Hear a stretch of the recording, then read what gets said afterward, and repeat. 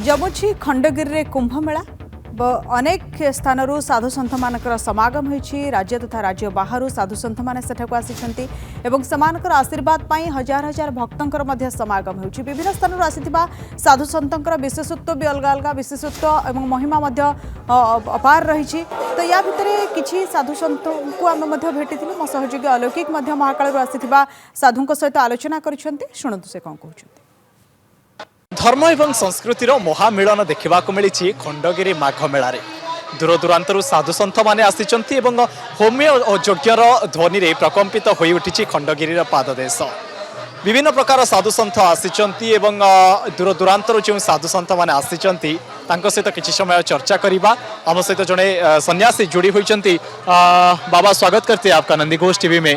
बाबा जी, कितने साल के थे जब गृह त्याग किए और सन्यासी होने का ठान लिए आपने? शायद 38-40 साल का था। उसके बाद में 64-65 साल की उम्र है। 24-25 साल हो गए होंगे।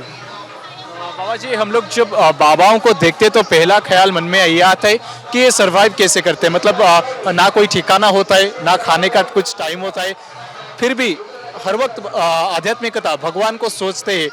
कभी प्यास नहीं लगता है, कभी खाना टाइम पे मिलता है, ये नहीं मिलता है। जीना कैसे चलता है आपका? देखो, यही तो बात है साधु में गृहस्थी में। ये कहीं भी रहे, इसका ना इसको भोजन भी मिलता है, इसको पानी भी मिलता है, इसको सोने का ठिकाना भी मिलता है, इसको सारा कुछ मिलता है। दुनिया की नज़र में कुछ हो, जो साधु होगा उसके लिए सब कुछ मिलता है। हर हर महादेव। बाबा जी, महाकालेश्वर से आप आए, एक बात पूछना चाहेंगे। महाकालेश्वर का वहाँ पे एक अलग ही भक्ति का मतलब धाम है, वो बोल सकते हैं। क्योंकि जो सन्यासी वहाँ के होते हैं वो बड़े सिद्ध माने जाते हैं। तो क्या खासियत है महाकालेश्वर उस धाम की सन्यासी में? देखो, महाकाल का नाम सबसे भयंकर रूप है। वहाँ का जो सन्यासी बनता है, वहाँ पर जब कुंभ का मेला लगता है, सन्यासी जो बनता है उसको आपने देखा नहीं अभी। जरा सा भी थोड़ा छेड़ लिया ना कोई टेढ़ा मेढ़ा तो फौरन करंट में आएगा। और जगह जो होते हैं, जैसे तुम्हारे हरिद्वार है या और जगह जो संस्कार होता है वो डाउन रहता है साधु। कोई बर्फानी रहता है, कोई कुछ रहता है, कोई कुछ रहता है, लेकिन यहाँ का साधु एकदम तलवार खींच कर दन रहता है। हर हर महादेव। बाबा जी, बड़े से बड़े रोग आपने ये चुटकी में गायब कर लिया है। हमको जितना पता है आपके बारे में, तो क्या जादू है इस छड़ी में? क्या जादू है आप में, ये थोड़ा जानना चाहेंगे। देखो, ये भगवान के सर पर विराजने वाला छड़ी है। देखा नहीं कृष्ण भगवान के, विष्णु भगवान के, देखा ना भाई। अब ये छड़ी कोई छोटी मोटी बात नहीं है। और फिर उनका ही मंत्र लगे साथ में तो कैसे नहीं सही होगा।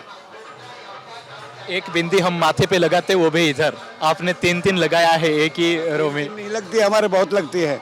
3 और 2 5 तो ही लगती है। महाकाल धाम से आप आए हैं उड़ीसा में।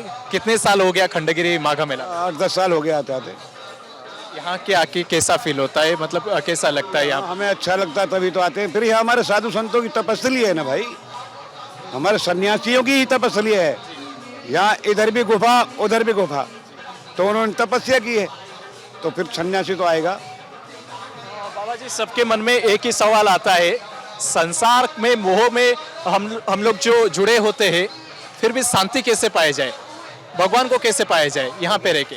शांति तो कांधरा में मिलेगी और कहीं नहीं मिले। जंगल मिलेगी या कांधरा में मिलेगी। शांति तो हमको भी नहीं होती है, क्योंकि हम आपसे जुड़ गए। अब आपने बोल दिया बाबा मैं ऐसा परेशान हूँ और उधर आ रहे हैं तो फलाना सौदा लेते आना मेरा, अब लो ये लग गई चिंता। जो संसारिक जीवन से जुड़ा हुआ साधु है वो उस कांधरा वाले और जंगल वाले संत के बराबर नहीं कर सकता। हर हर महादेव। बस चाहे वो भक्ति तो कितनी तगड़ी करता हो वो चलेगा, लेकिन उसकी होड़ नहीं कर सकता। बड़े भयंकर होते हैं महाकाल जो दर्शन के और आप वहाँ के साधु हैं तो कुछ ज़्यादा कुछ पूछना नहीं चाहेंगे। फिर भी ये वेश जो धारण करते हैं आप लोग, गले में रुद्राक्ष, पूरा शिव जी के तरह दाढ़ी वाड़ी जो है, जितना हम लोग फोटो में देखे हैं, भगवान का जो तुलनात्मक छवि है उनको देखे, बिल्कुल उनके जैसे ही उनको ही कॉपी किया जाता है। तो ये जो साधु बनने का मार्ग है ये वो शिव से ही शुरू होता है? देखो, किया तो उन्होंने ही है, रूपक तो उनका ही बना हुआ सारा। बाकी समस्याएं और भी हैं नीचे, वो तो बोनट बना के छोड़ते हैं, फिर बनते रहो आप। हर हर महादेव। स्कूल बहुत खोल दिए, फिर उन्होंने स्कूल खोलने के लिए अपने अंश छोड़ दिए नीचे। अब उन्होंने सब काम किए हैं, सब ऐसी प्रथा चल गई। और भी बहुत कहानियाँ हैं, लंबी कहानियाँ हैं, बताने में बहुत देर लग जाएगी। शमशान में कभी बास किए?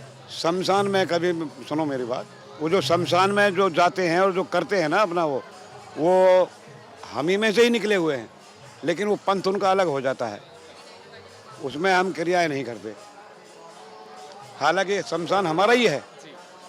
वो अघोरपना करते हैं, वो अघोर को जानते नहीं। अघोर तो भोले बाबा ही थे। कुछ मंत्र जो हम डेली जाप कर सकते हैं अच्छे स्वास्थ्य के लिए, अच्छे भविष्य के लिए? हाँ, तो वो तो सब किताबों में लिखे हुए हैं भाई।